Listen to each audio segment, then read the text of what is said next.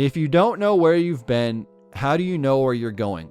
That's the question I posed today in this video as we take a look at the past, present, and future of not only this YouTube channel, but myself. I want to take you back to the past. Yes, even before the angry video game nerd, I was actually watching content on Newgrounds.com. Newgrounds.com was a great website. It was Flash cartoons, and I watched a ton on there, and I even made my own Flash cartoons on there. Me and my two friends, they were twins, and we decided let's make a Flash cartoon series about the creators of the Newgrounds website. We did this, and they felt very flattered that we made this series, that they actually gave us our own series page on Newgrounds.com. How cool is that?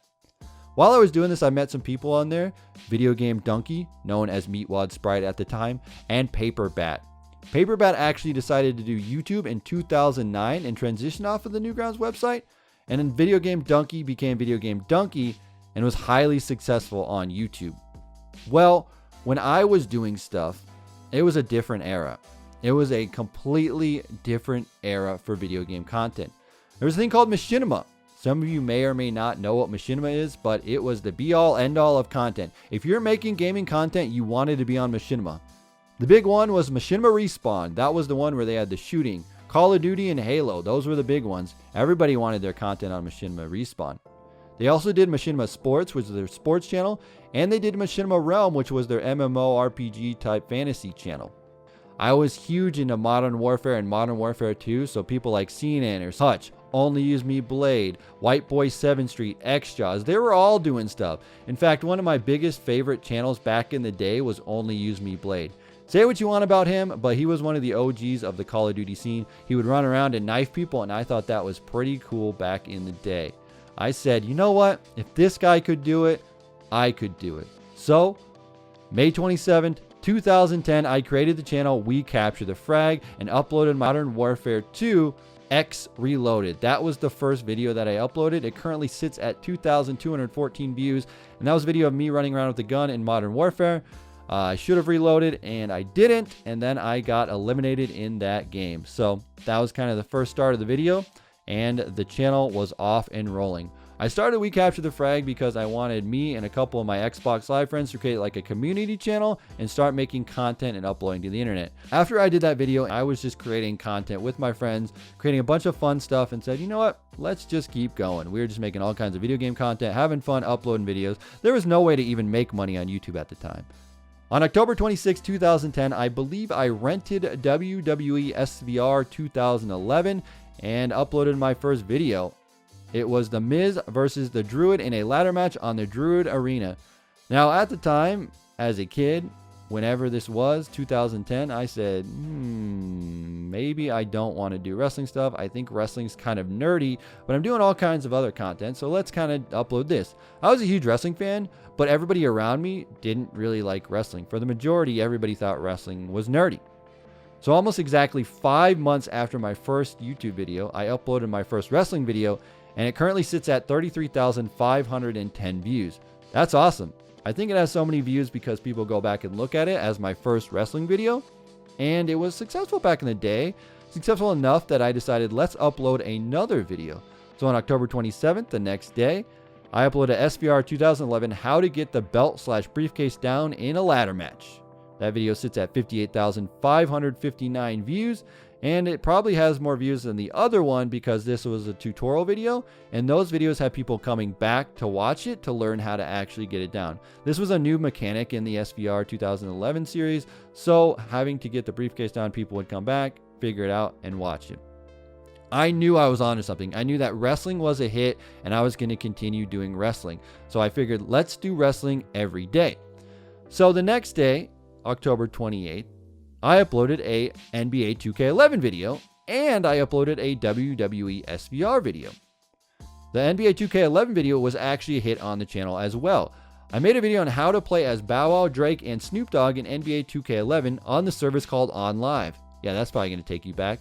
That video got 50,000 views. I think it's got 50,823 to be exact.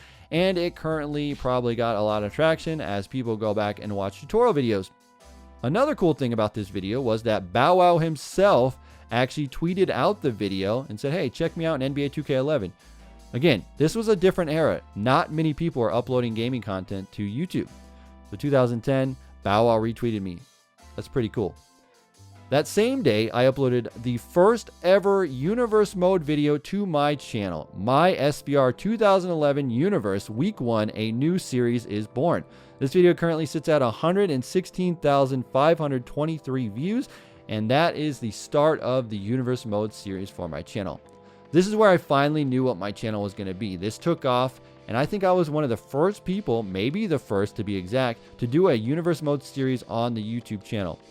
Now, since then, a lot of people have tried to copy me and create their own universe. I'm just kidding. Anybody can do whatever they want. I just think it's funny that I was probably one of the first people to ever do a Universe Mode series on YouTube.com.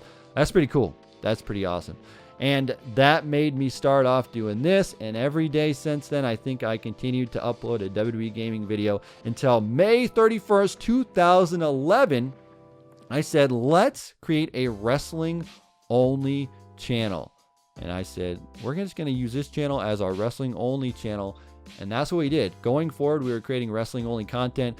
Since then, I've created all kinds of videos, from wrestling to non-wrestling to all kinds of stuff. But in July 16th, 2011, Machinima Sports came. I got the contract. I was able to upload a video to Machinima Sports. That's when it was published, July 16th, 2011. And this was a big deal because up to this point, I was making $0 doing YouTube. When Machinima Sports got me, I was able to upload videos to Machinima Sports, and then I could earn money off of that video. But on my channel, I still wasn't making any money. Machinima Sports could get me to Machinima Respawn, so let's just keep uploading videos to Machinima Sports. I didn't ever get onto Respawn. However, Machinima Sports did give me a contract for my channel.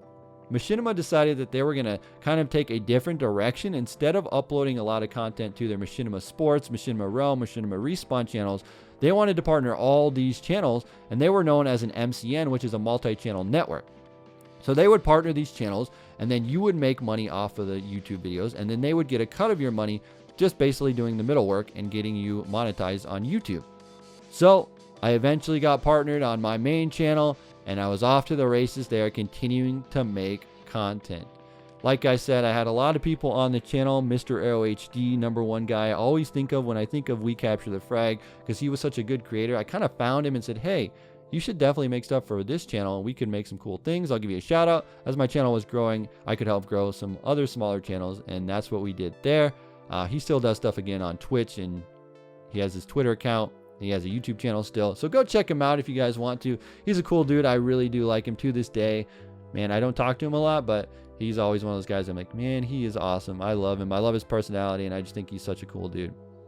So eventually, as I was making money on YouTube, I decided that I was tired of doing this 9-to-5 job. For my 9-to-5 job, I was a carpet cleaner. I would go to people's house and steam clean their carpets. Oh, such a terrible job. I hated it. I hated doing it. But as I started growing on YouTube, as I started doing things, I actually made some money on YouTube and said, all right, if I can make X amount of dollars, so I can pay all my bills, pay my rent, then I will just do YouTube only. And that's when I decided to quit doing the full-time job and just focus on YouTube. As things went on, I met a bunch of cool WWE creators. I met Tubby Emu, I met Smalls99, I met It's My Yard, I met CM Pulse. CM Pulse actually won a contest from Tubby Emu, who was doing like a shout out contest on his channel, and that's how I knew about Pulse. So that's kind of a fun backstory. But I met a lot of these guys, and then we actually got invited to go to a WWE 2K. Actually, it was WWE 13, 2K14. I can't remember which one exactly it was, but we got invited to go check out the game, record some footage, and play early, and that was really cool. That was a really cool event, just to be able to go out there, check out the games early, and then ever since then, they've invited me back all the way up to 2K20, where they invited us out to check out the game, to play it early, to get some cool footage, and upload it to YouTube. And I think that's really cool that we're able to do that, and we're still able to do that to this day. Another thing that happened was that I started making videos for WWE's official YouTube channel. Some of you may or may not know that I actually uploaded WWE simulations to their YouTube channel. Before Up Up Down Down was a thing, I was uploading videos to their YouTube channel as me playing the game, letting the matches play out, simulate them, whatever pay-per-view matches there were. I'd take like 3 or 4 of those big matches, I'd simulate them in the game, I'd edit them together, and I'd send them over to them, and then they'd upload them to their YouTube channel. So honestly, I was employed by the WWE. That's a pretty cool thing to say. Eventually, they started up, down, down, and they said, we don't really need you to do those simulations. That's kind of not the brand that we want. We're not doing that anymore. We're just going to let up, down, down do their thing, create the content that they're doing. And there it is. I don't know if it was Austin Creed's idea or if it was WWE's idea to create a gaming channel, but it was really cool that they decided to have me on their channel in the first place. And I was kind of the pioneer of the WWE gaming stuff. When you think about it, hey, I'm a pioneer. It's a revolution around here. As they didn't want me on their YouTube channel anymore, I was just making content for my channel only. I was doing stuff by myself, and I was uploading every WWE game that would come out. I would play the game, I would capture the footage, I would try to make as much content as I could out of it until the next game comes out. Then we can start covering the next game, all the news leading up to it, and then we just continue that cycle over and over and over. As things went on, I got kind of burned out doing that thing, and there's been many different periods of the channel. Sometimes I would do only wrestling. Sometimes I would try and transition completely away from wrestling. Sometimes I would have my friends on it. I had Ango do stuff on the channel for a while. I switched over to do Supercard stuff for a while. And it's kind of just been a mess ever since then, trying to figure out where the direction of the channel is. Because if you're doing a yearly cycle of these games where you're going, okay, from game 1 to game 2, and maybe the game 2 isn't that good, or maybe you're just burned out on it, or maybe you run out of ideas, or maybe there it is. It's kind of just that way. That's how the cycle goes. Eventually, I met my wife, Christina. We got married. We had a beautiful daughter named Kennedy, and I got another job. And that's when I think my life finally has clarity now. As I was doing the YouTube stuff and as I was doing that, I wasn't fully fulfilled. I was kind of just always doing this, kind of just getting by and kind of mentally never all there. All of it just kind of came together. Met Christina, had my daughter, got the other job, and now my life has a purpose. Now my life has clarity. Now I feel like I finally have a direction with what I'm doing. I also started doing Twitch streaming now, which is one of my favorite things to do. If you guys haven't checked it out, twitch.tv/TonyPizzaGuy. I'm over there all the time, Monday, Tuesday, Wednesday, Thursday. Whenever I have free time, I will do it during that time. Mostly Tuesday, Wednesday, Thursday nights for sure. I try to throw in some other streams whenever I have other time. But that's where I have fun, and I just get back to like the roots of gaming and creating, you know, kind of the content that I want, playing the games that I have fun with, hanging out with my friends like Macho T, Johnny New Legacy Inc., a bunch of other people, and just kind of get in there, play some games, have some fun. Also, about a year ago, we started the Deadlock podcast, which is something that also kind of cleared up where I was kind of at a confusion of where to go with my life in general. I was like, I don't know what's going on with this YouTube. I don't really know what to do. Pulse and Marcus, we decided, let's create this Deadlock, which would be a podcast, and we'd create a wrestling, a lifestyle, culture, all kind of conglomerate, I guess you want to say. So we take articles, music videos, and we have the podcast, plus there's a whole bunch of other stuff. You know, we do a lot of cool things, merchandise, one of the big things that we do. And we just created this Deadlock brand, and I'm very, very proud the way that it's gone. We have a Patreon that you can support, but we have almost 600 people supporting on Patreon. I honestly didn't think it was going to be as big as it was. I've never missed an episode of the Deadlock podcast, and I'm really, really proud to say that, because that's a big thing to me. Even when I was traveling to go see my dad, I did a Deadlock podcast. Even when James went to Japan, I brought Johnny on, and we got Johnny on full time now doing the podcast. And there's a lot of really cool editorials on the website, and there's a lot of cool people that do the music video stuff on the website. There's just a whole bunch of cool things on the Deadlock side, and I'm really proud of that. And that was about a year ago we started that, and that's kind of where the direction of like my wrestling love all came together, on figuring out why did we actually love wrestling, and how can we talk about that and share that with the rest of the people, what we actually like. Because we don't want to give out dirt sheets or rumors or any of that stuff. We just want to share what we love about wrestling and what our favorite things are, and talk about some of that stuff. The journey getting to where I'm at now makes me nostalgic for the time when YouTube was just a free roam, wild, wild west, man. I see it as I was one of the only people doing the WWE gaming content. It was like me and Tubby Emu were probably the biggest people back then. I think there was a guy named Havoc. He was back then doing a bunch of stuff. PJ Singh, I think, was another guy doing a bunch of stuff. Pulse came around. Smalls was doing stuff. But as far as like that era of YouTube, there's not a lot of people that are still doing it and still doing it on a successful level and still making it popular. New Legacy Inc. was back then. They're still doing stuff with Johnny. You know, they're still making their streams, doing their YouTube stuff. They finally just hit 100,000 subscribers on YouTube, which is crazy because they've been around forever. I feel like they've hit 100,000 a long time ago, but they have such a loyal fan base, and you know, I'm so proud of all those guys and what they're doing. And any continued success is just fantastic for all of them. That's one of the things that I will take away from my YouTube journey thus far, is that I always wanted to see other people succeed, which is probably one of my big downfalls, is because I always saw a lot of potential in other people, but I never really saw the potential in myself, or I never maximized my potential in myself. That's kind of where I'm at. That's where I'm at now with this journey on YouTube, is kind of trying to figure out, where do I go from here? What do I do? Where do I lead into the future?